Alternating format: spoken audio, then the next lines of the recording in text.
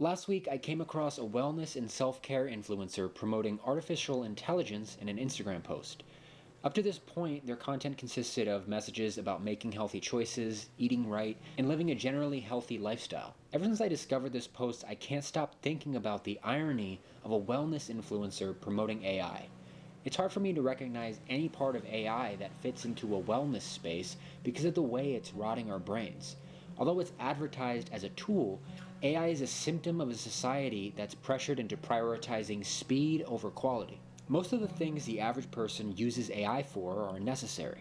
You don't need AI to write an email, read or explain a paragraph, or make a schedule. In their journey to secure a massive return on investment, tech oligarchs are adamant about the idea that AI makes us better. In reality, the use of AI is directly counteracting a self-care mindset.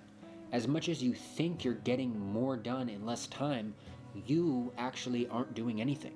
You're not doing hard things. You're not challenging yourself to come up with new ideas. You're not honing your skills as a communicator. You're not thinking critically. If you're trying to get larger biceps at the gym, you aren't going to tell someone else to do the reps for you and expect results. In the same way, how can you expect to learn and grow as a person if you're never doing anything yourself? With AI, our brains are the feeble, brittle muscles wasting away from lack of use. We should be able to work through difficult tasks. With AI, we've abandoned the ability to be curious, think critically, and solve problems on our own. We're allowing our brains to be lethargic for the sake of speed at the risk of inaccuracy. We're deflating our intellectual capabilities in order to line the pockets of tech overlords. The ability to wonder is being pushed aside because it doesn't make the rich richer.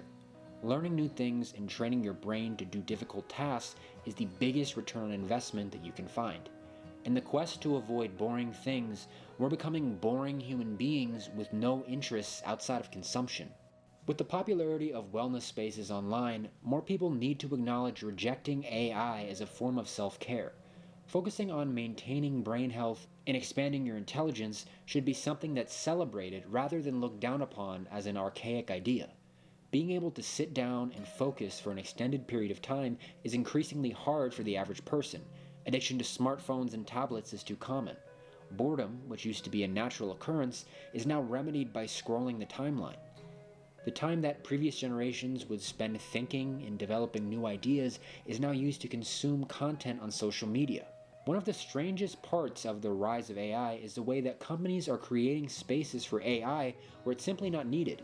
Google is one of these companies, replacing its top search results with AI. When you used to look up the definition of a word on Google, it would provide quick and helpful etymological charts that show a word's definition, origin, and usage over time. With the update, Google removed that feature and replaced it with an AI overview, which too often provides incorrect definitions. In short, Google removed a long-standing, helpful feature to make space for AI that doesn't work properly. If I search the word stupid on Google, it's going to give me an AI overview. It gives me a brief definition and then gives me a link to Merriam-Webster's website. But if the AI overview wasn't there, the Merriam-Webster definition for stupid would be the first result, and I could click on it and get straight to the definition. For the monstrous amount of money that's being invested into AI, I can't get past how bad of a job it does with everything it touches. Outside of its environmental impacts, its inability to create anything that doesn't amount to slop is probably its most incriminating charge. Much of the information it provides is incorrect or not totally accurate, while the slop it generates is unwatchable and creepy. I won't show any AI slop here because I don't want to promote that, but I do want to show an example of AI being flat out wrong. A Twitter user found this example of AI claiming Peyton Manning is the only starting quarterback in NFL history to win Super Bowls with two different teams. This simply isn't true. Tom Brady won Super Bowls with both the Patriots and Buccaneers. So why did AI provide this answer? Could it be because of this 7-year-old Reddit post which was posted before Brady won the Super Bowl with the Buccaneers? Commercials for AI make me laugh because the main character is always asking AI to do something so simple that it seems dumb. It reminds me of...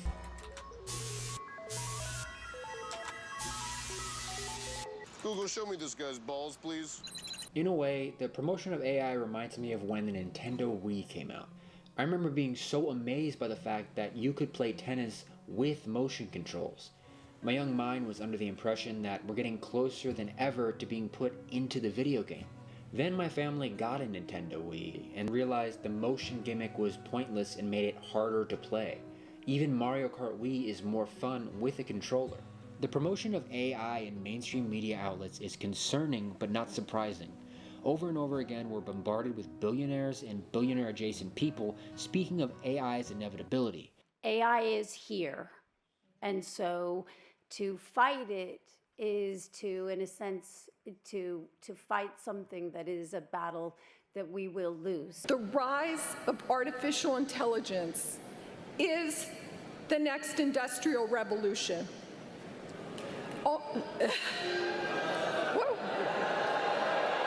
Time magazine selected its Person of the Year for 2025, and this time it was the architects of artificial intelligence. Interesting.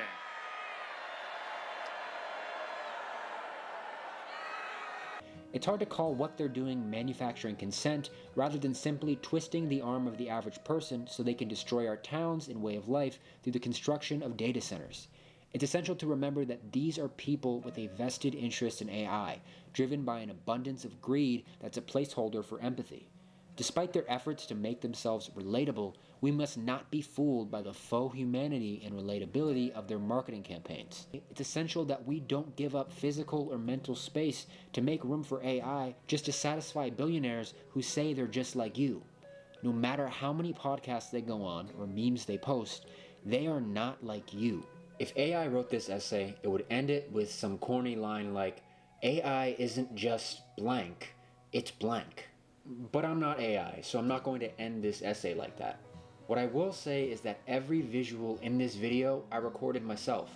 This shot was in a thunderstorm the other week. I thought this tree was beautiful the way it swayed in the wind. This is a bee I recorded in my yard. I've been leaving the grass longer for pollinators. I think it's cool. This shot of the ocean is from a few years ago. This beach, not too far from where I grew up, is my favorite place in the world. I love visiting and swimming in this water, especially in August. These are all lived experiences and moments that I remember. Although some were captured on my iPhone and might not be the most clear, I think they're pretty. I could have generated AI slop, but why would I do that? The visuals for this essay would mean nothing to me. Although companies are trying to tell you what AI will add to your life, you need to understand what it takes away. Your brain cannot be replaced by technology that doesn't have feelings or a heartbeat, and, quite frankly, doesn't work.